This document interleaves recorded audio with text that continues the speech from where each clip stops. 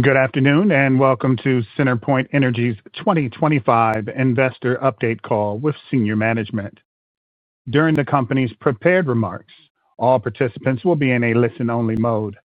There will be a question-and-answer session after management's remarks. To ask a question, please press star 11 on your touch-tone telephone keypad. I will now turn the call over to Ben Vallejo, Director of Investor Relations.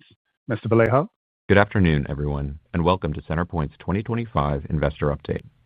Speaking on today's call will be various members of the CenterPoint management team, including Jason Wells, President and Chief Executive Officer, Jesus Soto, Executive Vice President and Chief Operating Officer, Jason Ryan, Executive Vice President of Regulatory Services and Government Affairs, and Chris Foster, Executive Vice President and Chief Financial Officer. Management will discuss certain topics that will contain projections and other forward-looking information and statements that are based on management's beliefs, assumptions, and information currently available to management. These forward-looking statements are subject to risks and uncertainties. Actual results could differ materially based upon various factors, as noted in our SEC filings and earnings materials. Other than as required under applicable securities laws, we undertake no obligation to revise or update publicly any forward-looking statement. We will be discussing certain non-GAAP measures on today's call. When providing guidance, we use the non-GAAP EPS measure of adjusted diluted earnings per share on a consolidated basis, referred to as non-GAAP EPS. For information on our guidance methodology and a reconciliation of the non-GAAP measures used in providing guidance, please refer to our news release and presentation, both of which can be found under the Investor section on our website. As a reminder, we use our website to announce material information. This call is being recorded. Information on how to access the replay can be found on our website. Now, I'd like to turn the discussion over to Jason. Thank you, Ben. Good afternoon, and thank you to everyone joining us for our 2025 Investor Update. As many of you may have seen from the press release we issued earlier this afternoon, we have a lot of exciting updates to share. Over the next hour, we will discuss our vision for the company for the next 10 years and illustrate why we continue to believe that we have one of the most tangible long-term growth plans in the industry. The plan that we'll cover today seeks to advance economic growth and improve our customers' experience across the 6 service territories we have the privilege to serve. Before we get into the details of our new 10-year plan, we have 3 updates to our nearer-term guidance components that I would like to briefly highlight. First, with the additional clarity to our 2025 earnings, today we are raising our 2025 non-GAAP EPS guidance range from $1.74 to $1.76 to a revised range of $1.75 to $1.77. At the midpoint, this represents 9% growth from last year's delivered earnings. This would be the 4th year delivering 9% year-over-year growth out of the last 5 years. More importantly, each time we have rebased our future earnings guidance off of the higher raise. Second, we are initiating our 2026 non-GAAP EPS guidance range of $1.89 to $1.91, and we are targeting the midpoint or better of this range. At the midpoint, this represents 8% growth from the midpoint of our new and higher 2025 non-GAAP EPS guidance. Lastly, we are announcing another $2 billion increase to our current customer-driven capital investment plan through 2030. Like the other increases we have announced this year, this $2 billion is being added without the need for additional common equity. This is our 4th positive revision since the beginning of this year for a total increase of $7.5 billion through 2030. These updates build upon a track record of execution that began at our 2021 Analyst Day. During that update, we introduced an ambitious 10-year plan aimed at improving outcomes for our customers and our investors. Since that time, our management team has been laser-focused on not only executing that plan, but also enhancing it for the benefit of all stakeholders. With that said, it's clear that the past 4 years have brought remarkable changes to the utility landscape. Perhaps most notable is the surging demand for power and the pivotal role utilities are now playing in meeting this unprecedented growth. Our Houston Electric Service Territory exemplifies this trend as we are anticipating a nearly 50% increase in peak electric load demand. to over 30 gigawatts by 2031 and nearly doubling to 42 gigawatts by 2035. To put that growth into context, it took us nearly a century to reach our current peak load of 21 gigawatts. Yet, we anticipate peak demand to increase approximately 50% in just the next 5 years. Importantly, our anticipated demand growth is differentiated from our peers because of the diversity of the economic drivers. Our growth profile is not contingent on a few big projects, and we have been very conservative in forecasting the conversion of our interconnection requests to the forecasted demand growth.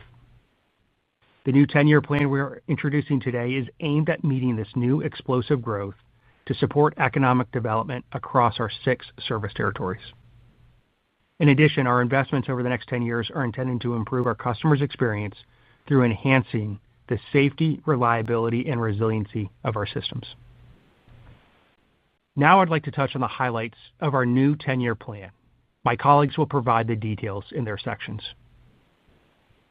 It starts with the work to serve our customers and communities. We plan to make at least $65 billion in customer-driven capital investments through 2035. Of this $65 billion 10-year total, we expect to invest $33 billion from 2026 through 2030. This is up nearly 40% from the 10-year plan initiated in 2021.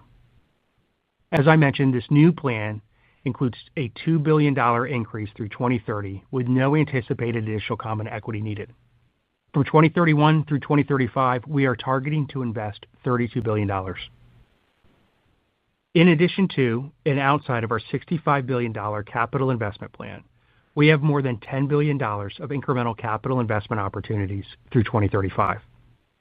Included in this $10 billion are investments that we believe can further accelerate, improve customer outcomes, and advance economic growth. These incremental investment opportunities include our next-generation electric smart meter deployment, increased strategic undergrounding of distribution lines, additional electric transmission work, and data center-related investments in Indiana. We will efficiently finance our investments by recycling capital related to our Ohio Gas LDC business, which we expect to announce by the end of this year. Our improved operating cash flows that will allow us to self-fund approximately 65% of our capital investments over the next 10 years. Moderating our dividend growth to approximately 6% over the duration of our 10-year plan. And lastly, modest common equity issuances of roughly $3 billion from 2028 through 2035. As a reminder, we have already de-risked our financing plan through 2027 with our previously executed forward sales of $1.1 billion of common equity. With a solid foundation of over 11% rate base growth expected through the end of this decade, combined with our ability to efficiently finance our capital investment, we are increasing and extending our long-term earnings guidance range. Over the longer term, we are targeting non-GAAP EPS annual growth of 7 to 9% through 2035. As a reminder, we grow earnings from the prior year actuals as we seek to deliver value for our investors each and every year. This approach, combined with the earnings increases from our original targets, has resulted in nearly 10% incremental earnings from our original 10-year plan. In the nearer term, given our de-risked regulatory and financing profile, we are targeting the mid to high end of the 7 to 9% range over the first 3 years of our plan. From 2026 through 2028, we will target the mid to high end of our 7 to 9% non-GAAP EPS annual growth rate. Over the duration of our 10-year plan, we anticipate reducing O&M 1 to 2% per year on average through 2035, as we continue to stay laser-focused on cost control and customer affordability. We anticipate these reductions will help us keep our customer charges roughly in line with the historical long-term rate of inflation as we strive to invest for the long-term benefit of our customers. Our approach to this new plan, and even many of the targets we're introducing today, may look familiar to many of you. The 10-year plan we put forth 4 years ago had many of the same ambitious goals, including aggressive O&M reductions and peer-leading earnings growth guidance. We believe we are well positioned to execute over the next 10 years, just as we were when we introduced our last plan. Since the introduction of our prior plan, we have delivered strong outcomes for the benefits of all of our stakeholders. These outcomes include increasing the original 10-year $40 billion customer-focused investment plan by $15 billion, or nearly 40%. Our disciplined approach to driving efficiency in operations, which has resulted in a cumulative 7% reduction in O&M over the last 4 years, meeting our 1-2% average annual O&M target, while at the same time increasing vegetation management in our Houston Electric business by over 30%. This focus on taking cost out of our business helped us achieve a revenue reduction in our Houston Electric rate case as we continue to emphasize affordability of our service. Importantly, we have made these investments while keeping our average customer bills and charges at or below our in-state peers. Notably, in our Houston Electric service territory, our residential customer delivery charge is nearly the same as it was in 2014. Lastly, we've delivered peer-leading non-GAAP EPS and dividend per share growth that supports a strong investment thesis. This helps us to continue to compete for capital to efficiently fund the investments we make on behalf of our customers. From 2021 through 2023, we grew non-GAAP EPS 9% each year and 8% in 2024. Each year, we have grown non-GAAP EPS from the prior year's actual delivered results. With today's announced non-GAAP EPS guidance increase, we will have grown our earnings 9% in 4 of the last 5 years, which would be the highest amongst our peers over that same period. In addition, we grew our dividend per share closely in line with earnings over that period. This was one of the fastest dividend growth rates in the sector. Many of these results have far exceeded the ambitious targets we put forth during our 2021 Analyst Day. We are confident that over the next 10 years, we will have the opportunity to continue this strong level of execution as we work to improve customer outcomes and enhance value creation for our investors each and every year. Bolstering our confidence is the dynamic and growing jurisdictions that we have the privilege to serve, especially those in the state where we have our largest presence, Texas. Texas continues to experience unprecedented growth as low taxes, affordable housing, and a constructive regulatory environment attract not only some of the world's largest businesses, but also individuals that work for them. Notably, if Texas were a country, it would have the 8th largest economy in the world. Fueling that economy are the over 30 million residents that reside in the Lone Star State, a figure that only continues to grow. From 2020 to 2024, Texas added over 560,000 residents annually, driving a 7% cumulative growth rate over that period. 2024 marked the 14th consecutive year in which Texas outpaced every other state in the country in annual population growth. Our Texas Gas and Houston Electric service territories have undoubtedly benefited from this tremendous growth that much of the state experiences.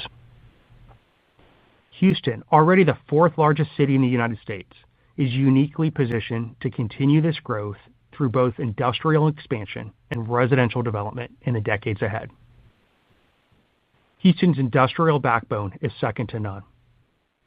As the energy capital of the world, the city boasts 14 headquarters for leading publicly traded energy companies. But Houston's industrial profile extends far beyond the energy. With the largest port in the nation by waterborne tonnage, the greater Houston area is a central hub for global trade and logistics. Manufacturers, chemical producers, and high-tech firms are also flocking to Houston for its unmatched infrastructure, supply chain connectivity, and business-friendly environment.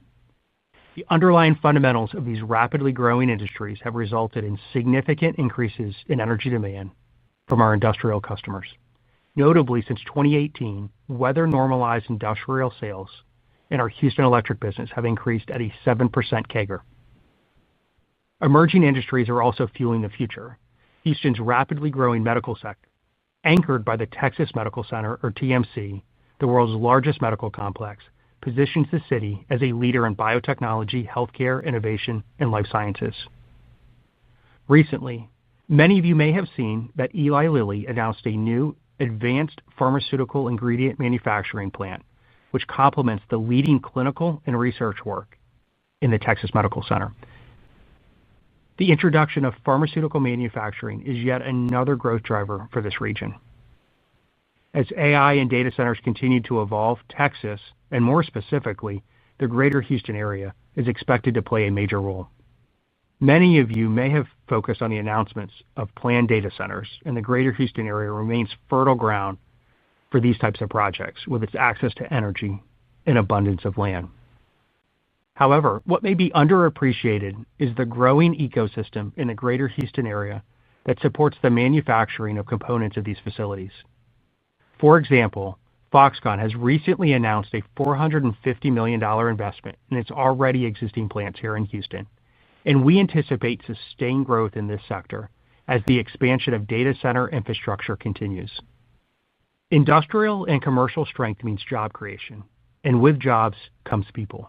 Houston's affordable cost of living, especially compared to coastal cities, makes it an attractive option for families, professionals, and entrepreneurs alike. Over the last 5 years, the greater Houston area has created over 350,000 jobs, which has supported Houston Electric's annual residential customer growth in excess of 2% since 2018. The city's continued investments in transportation infrastructure, green spaces, and urban revitalization have further enhanced its livability. New master plan communities are sprouting on the city's outskirts, while urban redevelopment projects breathe new life into historic neighborhoods. This balance between suburban comfort and urban vibrancy helps enable Houston to meet the housing needs of a growing and diverse population. Earlier this year, the City of Houston announced a new and unique vision for the downtown Houston landscape.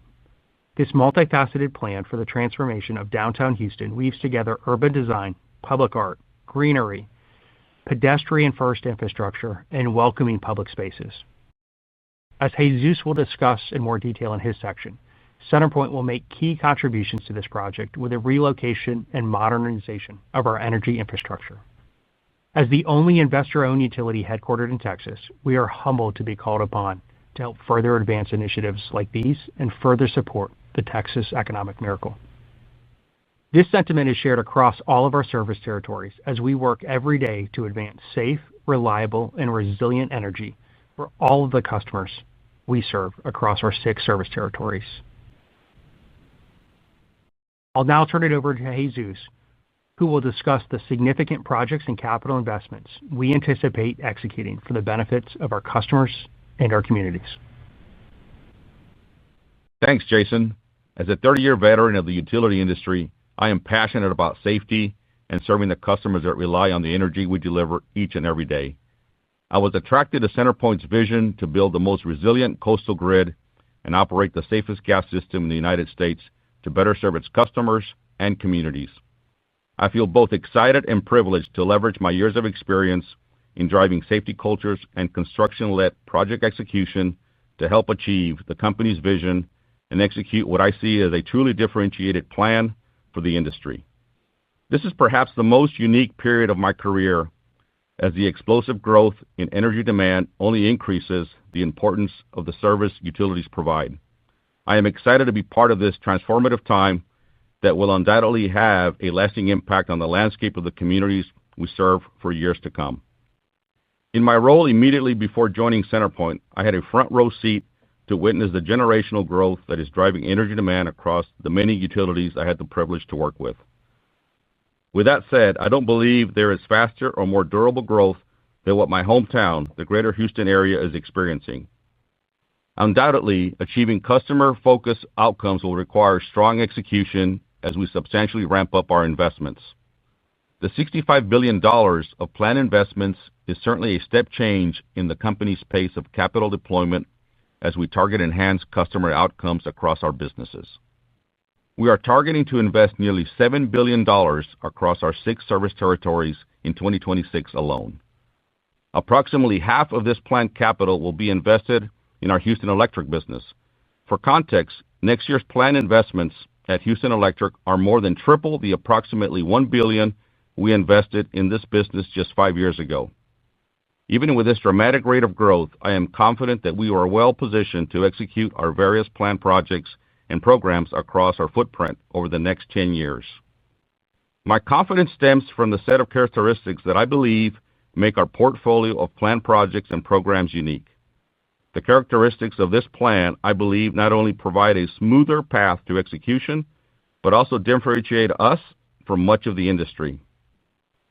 First and foremost, our capital investment strategy does not rely on the execution of one large project. Second, much of our planned work will be programmatic in nature with tried and true methods of executing, where we can improve capital throughput. And third, our investments are expected to drive enhanced customer outcomes while also helping serve the incredible growth our service territories are experiencing, especially here in Texas. We have the luxury of having a large set of projects in our capital investment plan that, when managed as a portfolio of projects, will lend themselves to continuous improvement and economies of scale. Simply put, we aren't reliant on big bets. I would now like to unpack each of these three elements and illustrate why I believe they provide a clear glide path to executing our customer-driven capital plan over the next 10 years. I will begin by discussing the unique composition of our planned investment portfolio that features smaller and more readily executable projects. Undoubtedly, the dollars associated with some of our planned projects are substantial. However, the complexity of the work is not expected to be of the same magnitude. For example, we anticipate investing at least $19 billion over the next decade in our Houston Electric transmission system. With that said, this $19 billion of investment is comprised of over 200 discrete projects. Notably, we expect that nearly 95% of these projects will require an investment of less than $400 million in the aggregate. On top of that, over two-thirds of these projects are brownfield opportunities where existing structures are already in place. This profile will allow for reduced construction costs and an increased speed to energization, thereby reducing execution risk and benefiting customer charges. I think of our planned investment in the gas transmission pipeline project in our Texas gas service territory the same. Over the next 10 years, we anticipate building out approximately 280 miles of pipe as part of this project. However, over that period, we will complete and place into service smaller segments of the full 280 miles. This work, again, will not only reduce our risk by reducing execution complexity, but will also allow our customers to benefit from this asset well before the total completion of the project. Chris will discuss the potential customer savings associated with this project in his section. Second, outside of the standalone projects in our plan, a significant portion of the $65 billion we plan to invest is related to more routine and programmatic investments in safety, resiliency, reliability, and growth. For example, we plan to invest over $6 billion in the deployment of upgraded meters and pipeline replacement programs across our natural gas service territories.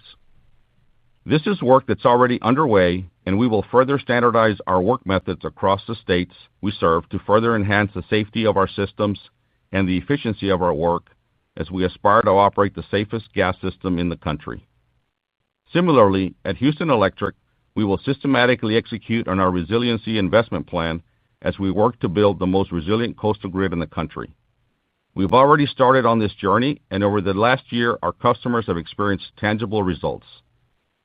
Our focus on consistent performance as a team cuts across both our financial and operational plans. This leads me to the third characteristic of our capital investment portfolio of planned work that I would like to discuss.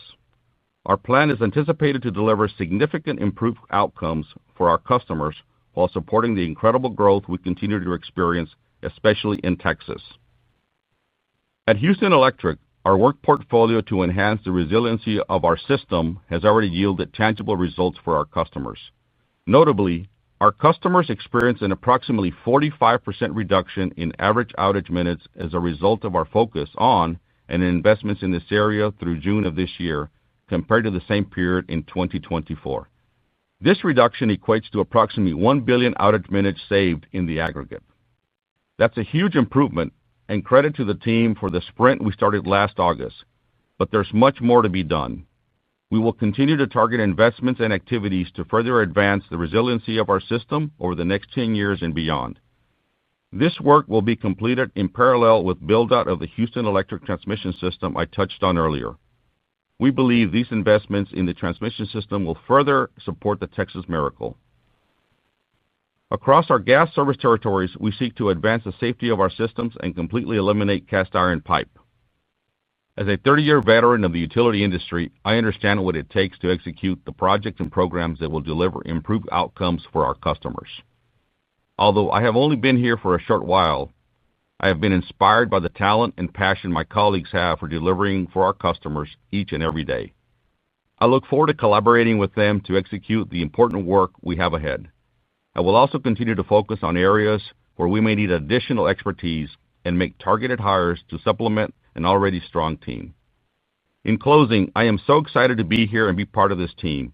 I firmly believe that our customer-centric investments in our construction-led project execution model that is anchored with strong engineering, procurement, and construction partnerships will deliver the strong and improved outcomes for our customers. And with that, I'll hand it over to Jason Ryan to discuss the strong regulatory environments that enable us to serve our great customers and communities. Thank you, Jesus. I want to echo my colleagues' comments on what a privilege it is to serve customers in our 6 great service territories. Supporting our ability to continue to efficiently and effectively make investments for the benefit of those customers are the strong regulatory constructs and relationships in each of the jurisdictions in which we operate. There's perhaps no better example of this than the outcomes of the 5 general rate case filings we executed over the last 2 years.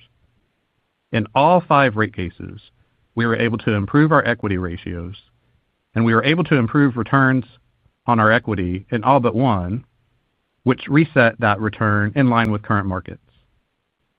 Notably, 3 of these cases were all-party settlements, with the other 2 settlements being contested by 1 or more parties but not commission staff. These constructive outcomes continue to support a strong investment profile, enabling us to more efficiently fund our regulated businesses for the benefit of our customers. With those rate cases now complete, over 80% of our rate base is not anticipated to be subject to a rate case for the next 4 years. In between rate cases, we will continue to file our interim capital trackers, which notably allows us to timely recover over 85% of our capital investments. These capital trackers are an incredibly efficient way for us to recover our capital investments without the administrative burden and costs of a general rate case, and it also avoids rate shock for our customers that could happen if these trackers didn't exist. In addition to the constructive regulatory outcomes and capability for efficient recovery of future capital, we believe that we have the support of stakeholders to navigate extreme weather events.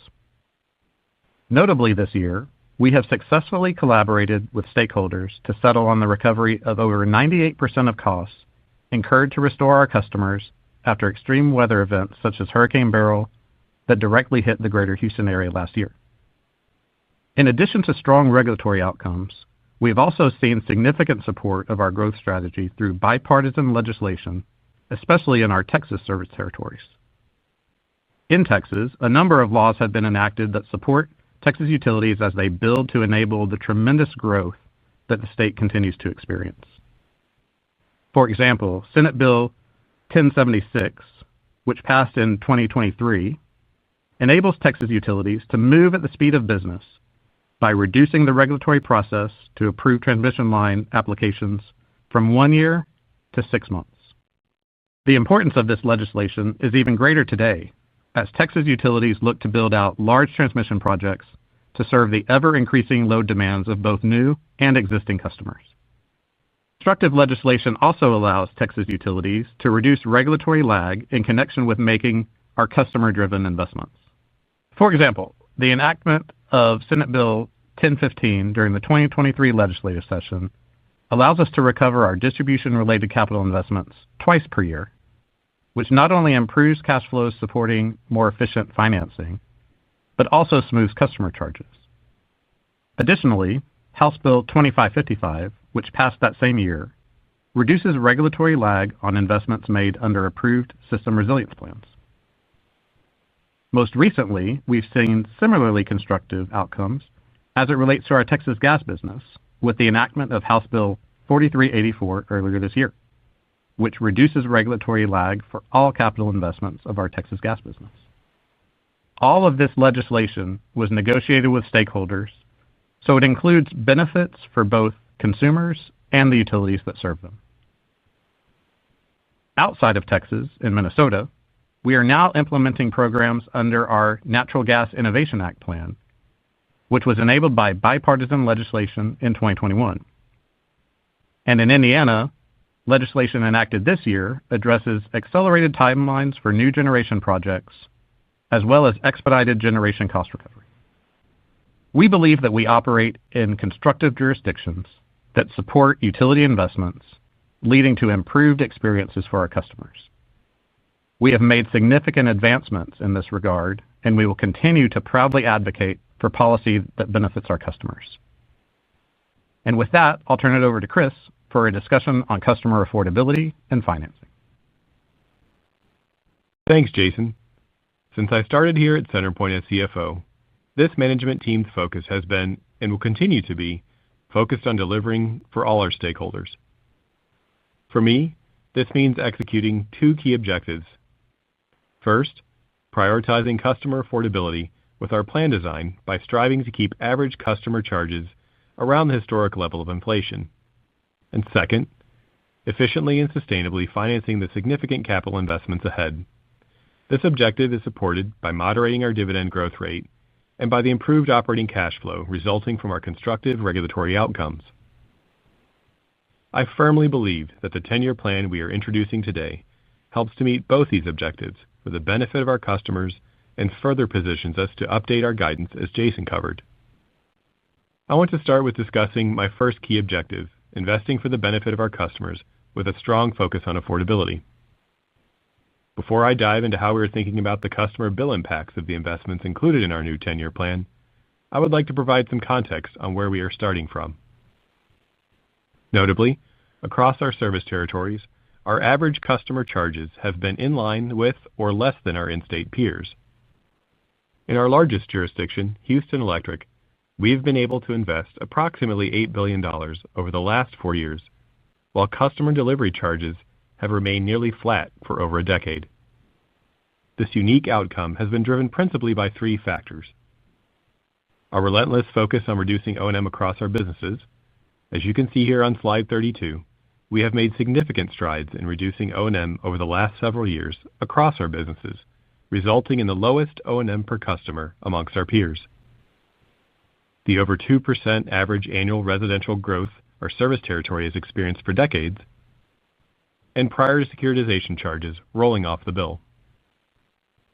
Moreover, we have a track record of identifying other levers to reduce customer bills throughout our businesses. For example, for Houston Electric, we worked with stakeholders to remove our temporary generation facilities from future customer charges, which are expected to ultimately result in residential customer savings of up to $2 per month on average. In Indiana, we supported a bill to allow for the securitization of aging generation facilities that would have required significant costs to maintain operation, foregoing the remaining equity return on that facility. And going forward, affordability remains top of mind for all of us here at CenterPoint, and we will work to continue to keep annual residential customer delivery charges related to our investments consistent with the historical level of inflation over the long term. We plan to accomplish this by, first, reducing O&M through investing in the modernization of our system. Second, continuing to take out costs by implementing more efficient processes. And lastly, supporting the exponential economic growth ahead that continues to fuel 2% annual residential customer growth in our Houston Electric jurisdiction. For our natural gas businesses, we plan to continue to make important investments in the safety of our systems, while also targeting to keep natural gas delivery charge increases across our natural gas service territories to increase at rates around the historic level of inflation on average. We believe we can accomplish this affordability objective by modernizing our gas systems through the deployment of new technologies, like upgraded gas meters with remote capabilities. In addition, investments in the Texas gas transmission pipeline that Jesus outlined in his section could significantly reduce fuel charges that pass through to customers. We believe this project could result in an aggregate average annual savings of up to $25 million per year. In addition to these cost reduction initiatives for our natural gas businesses, we've continued to find other levers to reduce customer bills throughout our businesses. We will continue to stay focused on our cost structure and explore other opportunities to make our customer-driven investments in safety, reliability, resiliency, and growth in a sustainable and more affordable manner for the benefit of our customers. Now, moving to my second key area of focus, efficiently and sustainably financing our capital investment plan. Since our 2021 Analyst Day, we have been laser-focused on supporting the balance sheet and maintaining a 100 to 150 basis points cushion above our downgrade threshold. To accomplish this, we have evolved our financing plan to adapt to the higher-for-longer interest rate environment and efficiently support the significant increases to our customer-driven capital investment plan. This has informed our financing approach over the past year. We have first worked to improve operating cash flow through constructive regulatory outcomes and portfolio optimization. Second, we have sought to issue credit-supportive instruments where beneficial. And third, we have introduced a modest amount of opportunistic equity issuances. I first want to touch on the improvements we've been able to make in our operating cash flows. We have made strong progress in increasing our cash flow from operations as a direct result of our constructive rate case outcomes. Across the 4 cases in which we have received a final order, we have improved our enterprise weighted return on equity by over 100 basis points. This improvement drives an increased annual cash flow of approximately $40 million based on a projected 2025 year-end rate base. Beyond the cash flow benefits driven by stronger returns from recent rate case outcomes, we are now beginning to recover investments for which earnings have already been recognized, but customer rates had not yet been updated. For example, in our Indiana electric service territory, we benefit from strong interim recovery mechanisms that allow us to recover a significant portion of our annual capital investments between rate cases. However, approximately 20% of certain investments were not reflected in customer charges until we filed a rate case and received a final order. And with the recent order in our latest case, we have now begun recovering these deferred amounts, which accumulated since our previous rate case filing in 2015. With respect to portfolio optimization, we have made strategic decisions to sell certain gas LDCs and efficiently recycle capital back into our higher growth jurisdictions. For example, earlier this year, we closed on the sale of our Louisiana and Mississippi gas LDCs. Those were great businesses, and we were privileged to serve those customers and communities. Not only has this sale enabled us to efficiently fund the significant increases to our customer-driven capital investment plan, but it has also improved our earned returns and operating cash flow. We were able to take the proceeds from that transaction and reinvest them into other jurisdictions where we experienced a significantly lower level of regulatory lag. As we have previously disclosed, we are targeting to execute a definitive agreement to sell our Ohio Gas LDC assets by the end of this year. With this transaction, we will look to replicate the same efficient capital recycling strategy as we previously used for our asset divestitures. Second, we have been and will continue to be opportunistic in issuing credit-supportive instruments. Over the last year and a half, we have taken an all-of-the-above approach to financing our robust capital investment plan. This approach has included convertible notes, junior subordinated notes, traditional debt issuances, and most recently, securitization notes to supplement our modest common equity issuances. Moving forward, you can expect that we will continue to fund our customer-driven capital investment plan while also supporting the balance sheet. Lastly, we have introduced a modest amount of equity to fund our growth capital investments. As many of you may recall, the plan that we introduced at our 2021 Analyst Day did not require common equity issuances. However, as we introduced more capital expenditures to our 10-year investment plan for the benefit of our customers, which, with today's announcement, now totals $15 billion, we did not want to pressure the balance sheet by only issuing traditional debt instruments.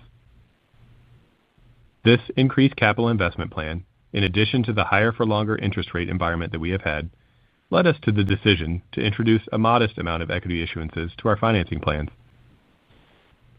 We have de-risked our planned equity issuances by executing approximately $1.1 billion of forward common equity sales earlier this year. We anticipate that these issuances will satisfy our common equity needs through 2027. Our anticipated common equity issuance needs through 2030 remain unchanged at $2.75 billion. This figure includes the already de-risked $1.1 billion. And after 2027, we anticipate common equity needs of approximately $3 billion through 2035. These three areas of focus have helped us support the 100 to 150 basis points of cushion above our downgrade threshold, which we continue to target. And now looking forward, today, we are once again evolving our financing plan to efficiently fund our capital investment opportunities. As many of you may be aware, we have targeted to grow dividends in line with earnings over the past several years. Today, we are slightly moderating our dividend growth rate, and going forward, we will now target growing dividends at approximately 6% per year. We recognize that we already have an advantage to many peers with a lower overall dividend payout ratio of approximately 50%. Looking ahead over the next 10 years, we expect our payout ratio will not fall below the 45% area. We believe that moderating dividend growth will allow us to more efficiently fund our customer-driven investments and reduce our reliance on common equity issuances in the future. In addition, we believe that it will provide financing flexibility as it pertains to folding in incremental capital investment opportunities through 2030. And if you recall, we previously provided a financing rule of thumb that we would fund with 50% equity and 50% debt. Today, we're updating this guide through 2030, and you should now expect that we will fund incremental capital investments in line with our consolidated regulated capital structure of approximately 47% equity. This efficient financing provides a path to increase our 2026 and forward non-GAAP EPS guidance that Jason introduced in his opening remarks. From 2026 through 2028, we will target to grow non-GAAP EPS annually at the mid to high end of 7 to 9%, growing from the previous year's delivered results. After 2028, we will target growing earnings annually at 7 to 9% through 2035. This strong earnings profile is driven by an anticipated rate base CAGR of over 11% through 2030 as we continue to invest on behalf of our customers. We also have a clear line of sight to the end of this year's earnings, and as such, we are increasing our 2025 non-GAAP guidance range from $1.74 to $1.76 to now $1.75 to $1.77, which, at the midpoint, represents 9% growth from our 2024 non-GAAP EPS delivered results. We are also initiating our 2026 non-GAAP EPS guidance range of $1.89 to $1.91, where we are targeting at least the midpoint of this range. The midpoint of this range would represent 8% growth from the midpoint of our new and higher 2025 non-GAAP EPS guidance range. We are excited to continue to execute for the benefit of all of our stakeholders. We look forward to enabling the tremendous economic development our communities continue to experience. And of course, we remain laser-focused on making those investments in a manner that is sustainable for both our customers and our investors. And with that, I'll hand it back over to Jason for his closing remarks. Thanks, Chris. I want to once again thank all of you for joining our call today. All of us here at CenterPoint are excited to deliver for all of our stakeholders over the next 10 years. That starts first and foremost with our customers. As we enter what is anticipated to be one of the fastest and largest increases of energy demand of the past century, we believe that we are uniquely positioned to make the investments that, one, continue to support and enable economic growth, two, deliver safer and more resilient and reliable energy during extreme weather, and three, focus on maintaining affordable service for our customers. For our investors, we remain focused on delivering value each and every year. We anticipate that our customer-driven capital investments will result in a rate-based CAGR of over 11% through the end of the decade. We believe that this strong investment profile drives our ability to deliver non-GAAP EPS at the mid to high end of our new 7-9% growth rate from 2026 through 2028 and 7-9% thereafter through 2035. During our 2021 Analyst Day, I stated that I firmly believe that we have one of the most tangible long-term growth plans in the industry. 4 years later, I have even more conviction in that statement. We look forward to delivering for all of our stakeholders over the next 10 years and beyond.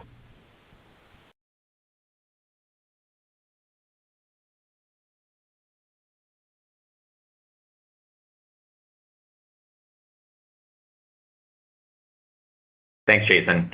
Operator, we'd now like to turn it over for Q&A. Thank you. At this time, we will begin taking questions. If you wish to ask a question, please press star 11 on your touch-tone keypad.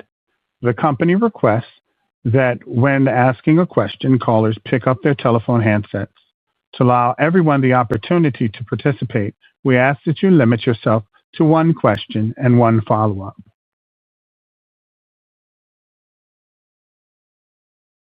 Our first question comes from the line of Spark Lee of Jefferies. Please go ahead, Spark.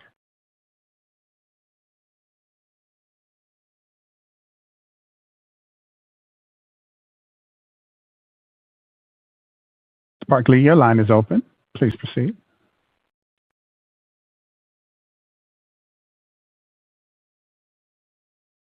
Please make sure your line isn't muted, and if you're on a speakerphone, lift your handset. We'll go to the next question. Our next question comes from the line of Nick Campanella of Barclays. Please go ahead, Nick. Hey, good evening. Hope everyone's doing well. Thanks for all the updates. Hey, good evening, Nick. Hopefully you can hear me too. So just real quick on the equity that you have in the financing slides, maybe you can just talk about 28, 29, and 30. Is this something that you kind of plan to issue ratably? And there's any other kind of thoughts on maybe being able to offset that with further capital rotation? Sure. Hey, Nick, thanks for the question. You're right that, maybe if I could just take us one step back, just to be clear, right? We've completely taken care of our equity needs for 25, 26, and 27. And so what we talked about is really for that time period from 28 through 35, you've got a remaining $2.75 billion of equity left. And yes, you should assume just through that period that it's a ratable treatment of that equity during that time frame. From a capital asset recycling standpoint, I think it's fair to say you've seen the team's track record here. We would continue to keep an open mind where it makes sense. I'm certainly very happy as well with the businesses we're currently operating, especially now that we've made so much progress in our rate cases as of recently. All right, that's great. And then just maybe just on some of this $10 billion of CapEx upside, can you kind of talk to your ability to kind of pull some of that forward into the, I guess, 25 to 2030 timeframe? And what should we be looking for to know that maybe some of that's coming into the plan? Is there specific projects that you can maybe talk to? Yeah, happy to give a little bit more color around that, Nick. I think a couple of we mentioned 4 or so large drivers of that incremental $10 billion plus in capital. A couple of those are likely nearer term.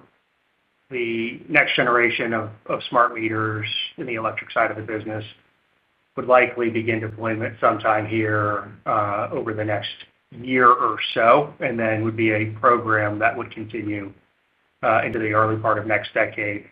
Equally, we've highlighted that we continue to work on serving data centers in Indiana. That is outside the plan. If that moves forward, that would likely be nearer term, certainly within the remainder of this decade. As we start to kind of look a little bit longer term, I would say that one of the big opportunities on the system resiliency side would be the undergrounding of the laterals as part of our distribution network. That would be a multi-year decade-plus program that likely won't get started until the end of this decade. And then finally, it's incremental transmission. And I would think about incremental transmission opportunities as being opportunities here this decade as well as extending well into the next. So, we've got a diverse set of drivers outside of the $65 billion plan, and I just want to reinforce it's at least $10 billion in incremental CapEx opportunity, that has timing that could, be deployed here within the next few years.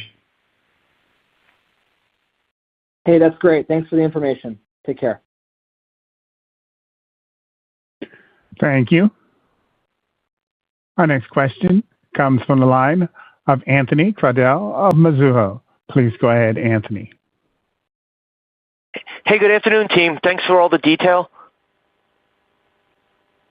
Hey, Anthony, how you doing? Good. If I could just follow up on the next questions on slide 34, you talk about improved equity ratios and ROEs. You do quantify it, $35 to $45 million. Any color you can provide on whether it's basis point change or overall ROE, you think you may be at the end of 5 years or something, and also on the equity ratio? Hey, Anthony, thanks for the question. I think what we were trying to convey on that slide is the incremental improvement that we've already made with respect to the 5 rate cases that we settled over the course of last year. This is the resulting cash flow impact from what has been done. Obviously, as we continue to file future rate cases, we'll look to improve that. But, as we've mentioned in prepared remarks, we substantially de-risked the regulatory calendar with minimal rate case activity over the next few years. And then I know you, Chris, you talked about maybe moderating your dividend growth. I apologize if I have the numbers wrong, 9% over the last several years. You're now targeting 6%, but you're still, below the utility group. Just thoughts on, using that as a source of capital versus trying to get to maybe the midpoint or the average of the sector. Sure, Anthony. Happy to answer it. And there, I think you can imagine, just with the growth that we're seeing in front of us, we do see it as a reasonable lever for us at this point. You're right that we are moderating it to 6%.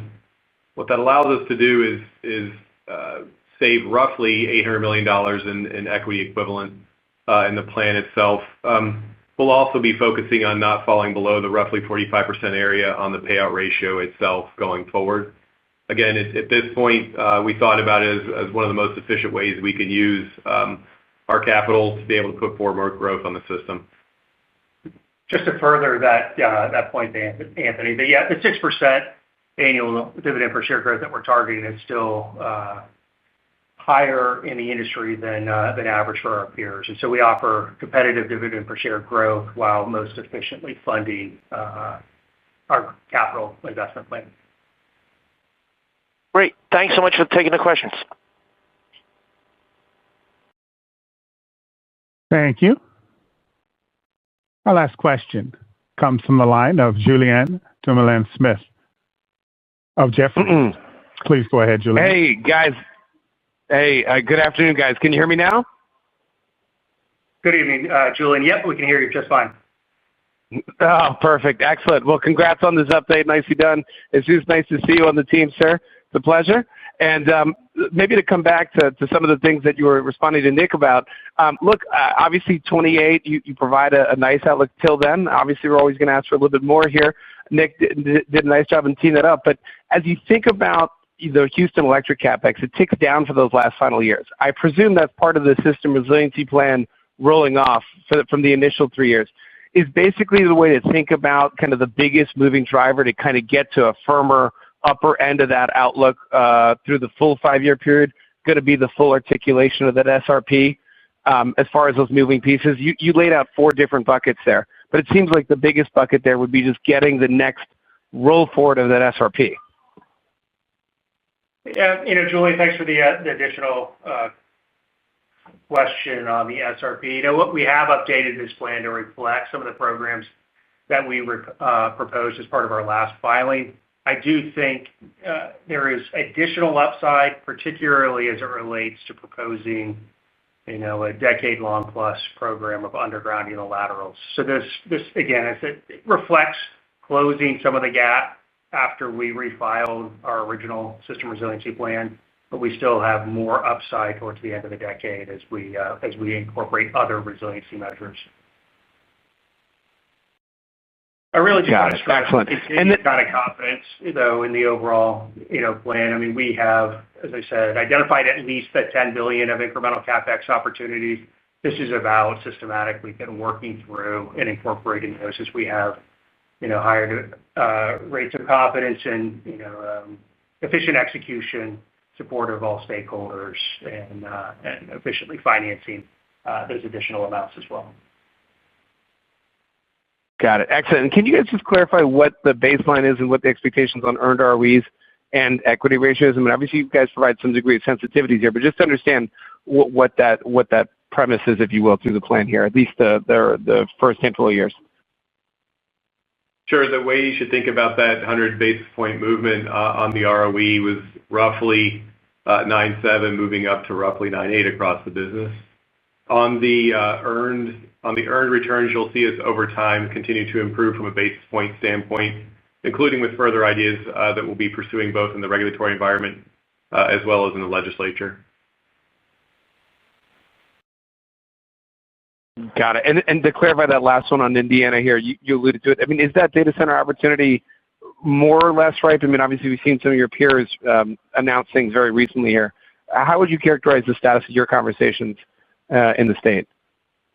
We continue to have very active conversations. I think we're pretty uniquely positioned, as we've highlighted previously, with the fact that we have a pathway to 600 megawatts pretty quickly, and the fact that we have just commissioned our simple cycle gas plants that can easily be converted to combined cycle. It gives us an opportunity to kind of move that pace within a state that is attracting a lot of data center activity. So, very active conversations, and hopefully looking to provide more clarity here shortly.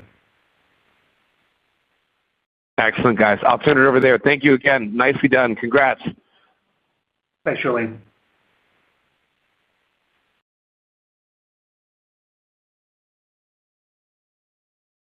Operator, that was our final question. That concludes our call. Thank you all for joining. This concludes CenterPoint Energy's 2025 investor update. Thank you for your participation.